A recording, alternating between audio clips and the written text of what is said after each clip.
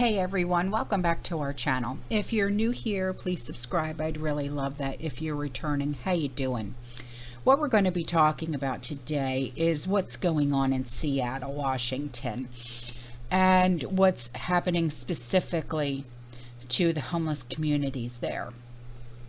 The Seattle Fire Department has responded to over 1,500 incidents at local homeless encampments over the past 2 years, and an 80% increase over 2020. Okay, and this is a data that has been obtained. Now, some of these fires start because of substance, okay, if you know what I mean. Others, it's because of their cooking. They're warming themselves up, and it's just really, really sad. Okay, a lot of these homeless are our veterans. A lot of these homeless are families with children. Let's just say this, okay? They're cooking, they're hungry, and they're trying to eat up a can of whatever food. And they're making their dinner, and they create a fire. And while they have the fire heating up their dinner, maybe they walk away to use the potty, or they fall asleep because of lack of sleep. That's when these fires start. Whether it's in a building, in a tent, a group of tents, it happens.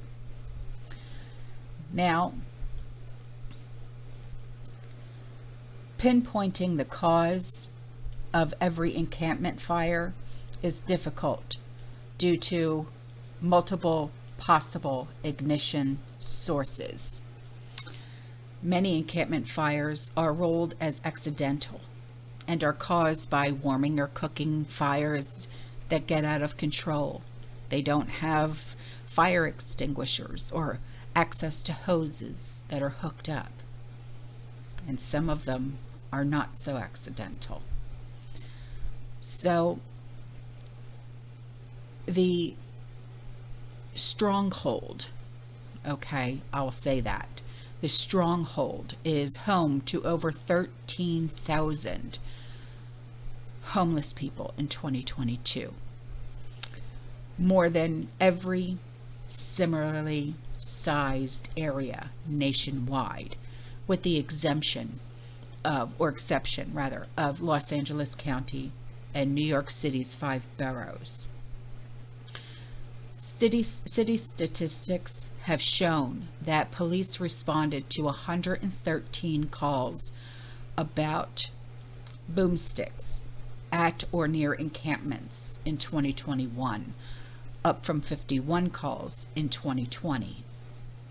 Seattle had a 17% increase in medical responses to homeless people between 2020 and 2022. And that is according to the SFD statistics. Homeless Persons Memorial Day Vigil organizers set a 20-year record number of homeless people who perished in King County in 2022.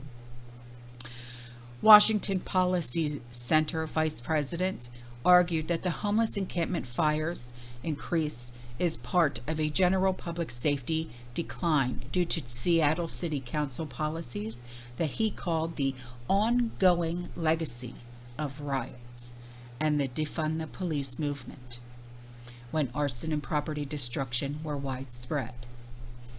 What's more is, it's dangerous for firefighters to respond to these types of fires, as one might imagine, because if they live in the woods,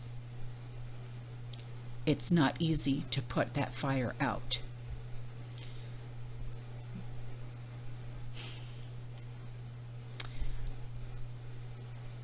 I used to work with the homeless community here in the Tampa Bay area. A lot of them are grateful. They're thankful for the help that they receive. A lot of them want to be left alone. And a lot of them, they don't want you in their space. Okay? Whether you're going to put out a fire or not. There is a long-term danger. They have a lot of bad things that when they burn, you inhale them and it harms you. As the daughter of a fire chief, a retired fire chief, I can tell you stories of what my father used to tell us girls when we were growing up. I can tell you things that when he came home, the condition that he was in, it's horrifying. Being from Atlantic City, the homeless population there is terrible. And there's not a lot of help. The homeless population here in Tampa Bay is awful. And there's not a lot of help. Even when, okay, just recently, what was it last year when was it last year or the year before when the moratoriums ended? And a lot of families got displaced. It's very hard to get back on your feet when you're displaced. I know personally quite a few people who are still living paycheck to paycheck in hotels because the rent here is so high.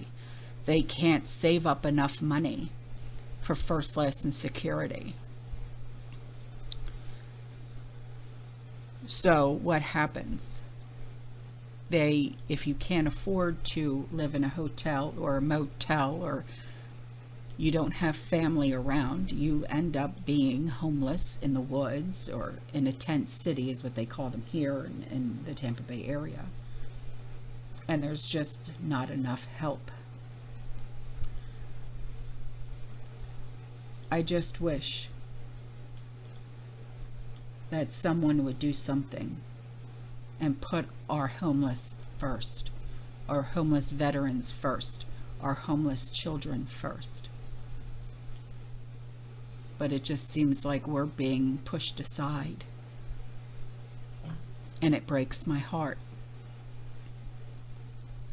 I remember when we were doing a lot of work with the homeless community here, we would have a lot of like small restaurants that would donate all of their leftover food at the end of the night to the homeless encampments here. I would take up donations of clothes, shoes, school supplies, things of that nature, and bring them to the homeless encampments around here. I would build them toilets out of 5-gallon buckets and pool noodles with small trash bags. Solar showers are another big thing with them. It's just not easy. Once you are homeless, it's not easy getting back on your feet unless you have a helping hand. And unfortunately, there's not a lot of organizations out there that are willing to offer that helping hand. One, because funds are just not available. Two, just doesn't fit their agenda. Okay, guys, I'm out of here. You stay safe, you stay positive, you keep prepping, and as always, fear less.